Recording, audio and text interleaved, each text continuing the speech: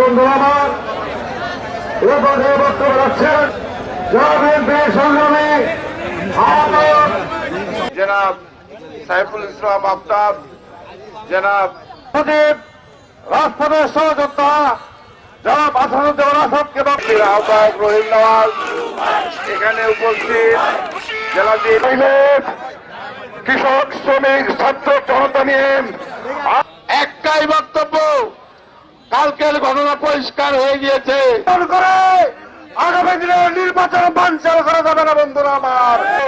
বাংলাদেশ জাতীয়তাবাদী দল বিএনপি মনোনীত ধানের শীষ আমাদের মহিলা সাবেক এমপি সুফিয়া ভাবি, সন্ত্রাসীদের কালো হাত সে শেখ হাসিনার নির্দেশে সেই হত্যাকাণ্ডের চেষ্টা করেছে। অর্থাৎ তারা চায় বাংলাদেশের এই গণতন্ত্র, বাংলাদেশের যে নির্বাচন, জনগণ স্বতঃস্ফূর্তভাবে এই নির্বাচনের মাধ্যমে বাংলাদেশের গণতান্ত্রিক ধারাকে আগামী দিনে অব্যাহত রাখবে, এটা বানচাল করার উদ্দেশ্যেই এই ঘটনা ঘটানো হয়েছে।